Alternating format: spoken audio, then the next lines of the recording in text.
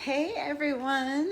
I'm going to start doing these videos as part of the whole theme. As you can tell, every day Shirdi Fit posts something. We put something out and we have a theme. This month's theme is metabolism. So we're going to be talking a lot about your metabolism. If you haven't, we have that 5-day challenge. I just started today. It's a metabolic challenge and it's free. You get a free guide and then you get to go through the whole week with us, and you can go on our Shirdi Fit members page and participate with us for the week. After you're done, if you like it, you can become a member, and we have all those options for you. So today I'm going to be like reading my little notes, but talking to you too. We're going to talk about how did you sleep last night. A lot of people ask me how to boost their metabolism. So we're going to take a deep dive into everything metabolism this month. So before I get to all that stuff, let me introduce myself. I'm Jessica. I'm from Shirdi Fit. Shirdi Fit's been around for a couple of years, maybe 3 years now. We started off by just being an online source for people that were part of our physical gyms, the factory and suspension house, but they were military or they moved or whatever it was that made them move. They still wanted to stay connected to their coaches and their fit family. So it was kind of like if you go on vacation or whatever, you could join this platform. Once this whole pandemic hit, we moved our entire gym online. We were shelter in place for 3 months, and all we could do was online.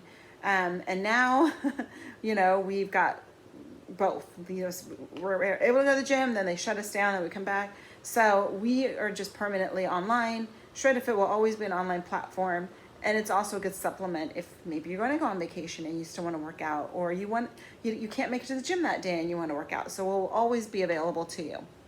All right, so let's talk about our metabolism. Let's lay down the groundwork with a very simplified explanation of what your metabolism actually is.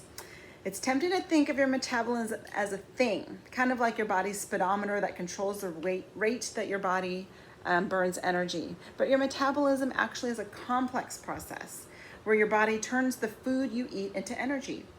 And since you have dozens of trillions of cells, you can imagine how complicated this whole process is. There's a long list of things that can affect your metabolism, including many things you can't control, like your age, your genetics, and whether or not you're male or female, or more. But the good news is there are a lot of things that you can do. I love being proactive, by the way, and to rev up your metabolism based on your lifestyle choices. You could also slow it down, though, on those lifestyle choices. So sleep falls into that category. I apologize. I don't ever use that phone. If sleep is an issue for you, because I know it is for me, let me know. Click a little like or a heart there. Have you ever had a bad night of sleep and then you just feel sluggish and hungry the next day? This is because your body's hormonal system takes a hit when it doesn't get enough rest. Let me know if you've noticed that. You can tell me. Scientists believe this is linked to a disruption of two hormones called ghrelin, and I know I said that wrong. It's GHRELIN, and leptin. Ghrelin, I cannot say that word, signals to make you feel hungry, and leptin signals when you feel full. I like to think of it as my body's shutoff valve. When you don't get enough sleep, your body can release more of the hunger hormone and less of the feeling full hormone. So now you see how you can end up eating more, but still never feel fully satisfied. Plus, adding to that is the fact you might have less willpower. Not getting enough rest can also activate a part of your brain that is especially sensitive to seeing or smelling food, which can make you want even more. So all of that just lays the groundwork for taking in more calories than your body needs. This leads me to the second part of how not getting enough sleep affects your metabolism, and that has to do with the burning off that fuel. Have you ever had a few bad nights of sleep in a row and noticed that the scale goes up? Let me know in the comments, yes or no. It's a real thing. Researchers found that when adults were limited to 5 hours of sleep a night over 5 nights, they actually gained weight. They put on an average of 1.8 pounds. And another study found that getting only 5 hours of sleep at night cut the rate of fat loss by more than 50%. And the worst thing is, for sleep is stressing about not sleeping. But there are some you can experiment with help. You get a better night sleep. So let's go. Here are some things that you can do during the day to set yourself up for a good night of sleep. Get some sunshine in the morning to reinforce your natural rhythm. Also sneak in some exercise during the day. Get a Shirdi Fit workout in, or go to the gym. We have to work out outside now. Among other things, this can help with your body's stress hormones and make you more physically tired so that your body wants to go to sleep at night. If naps get in the way of your sleep routine, try to avoid them. I always put a timer, like I'll do like a 20-minute, don't go past 20 minutes. If I go past 20 minutes, then I forget it, I can't sleep that night. So try to take a short cat nap after lunch. If you're lucky enough to be able to take one. I don't know when I was able to take some when I was sick, but now I don't.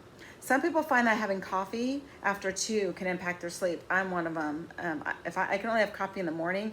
If I have it after 2, I can't sleep. So those are the things that you can do during the day to help improve your sleep. So here are the things you can do at night. First, avoid heavy meals for a few hours before bed. So time your dinner to where you know you'll still have a couple of hours of awake time before you go to bed. Stay away from alcohol, because that can give you restless nights as well. I know that for a fact. Another helpful thing is to dim your lights in your house a couple of hours, just to start creating that little scene of it's bedtime. So dimming the lights. I have, if you could see, I've got an air purifier that has a little hum. I have a fan right here, and I even have a little essential oil. All those little light noises, they make a world of a difference to help me start falling asleep. Try to stay away from blue lights, which is your phones, tablets, computers. Those things are actually trying to keep you awake. So dim those and then put them away. I mean, get everything that you need out of it during the day. TV too. I know sometimes I've fallen asleep to TV, but it will make you restless. And you definitely want to make sure that your bedroom is sleep friendly. So keep it dark, not too hot, quiet, Goldilocks. You might also want to try adding some white noise. Like I said, I've got my purifier and this fan. I love white noise. The last one might be a toughie, but if you've used to sleeping with your dog, they tell you this, and I've read this many times, that your dogs can actually, I'm sorry, I'm reading what this thing that I said, if you're used to sleeping with your dog or cat on the bed, try changing that up for a few nights. I'm sorry, I'm not going to do that. That's one tip I'm not going to do. I have to have my dogs with me. But I have read that many times, and it just validated it again. Your animals can disrupt your sleep. You can disrupt their sleep too.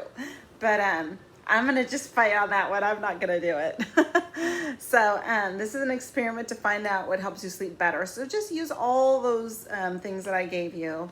And if none of these things seem to work, it's worth bringing it up to your doctor. I mean, if you're really having a hard time, because it's your metabolism, you guys, and if you need help, I'm not saying that we have to all just be perfectly in shape, but if it's detrimental to your health, then you really need to go talk to your doctor and see what else you can do. I also take from Trader Joe's is melatonin, and that really helps. And that's all natural.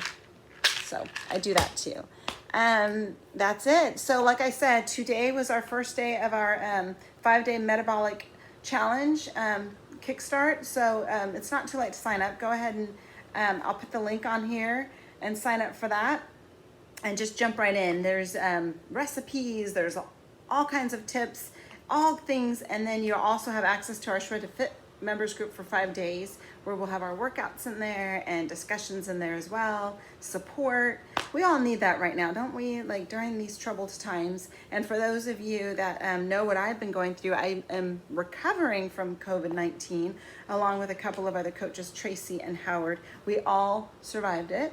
And we're still recovering. I did my first workout today, and I felt so good afterwards. But I'm taking my time. So I wish you all health, happiness. Now is not the time to wait for your gym to open. Now is not the time to be like, I don't feel like working out.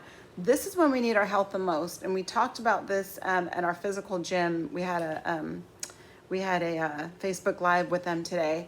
The difference between me and some of the patients that my doctor saw, he said that I was able to go home because I was healthy. He credited my good health.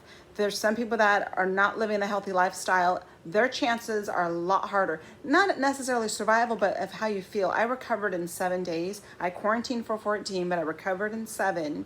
And I credit my health. I did really, really good on that. And it starts today. It doesn't start on next week, whatever.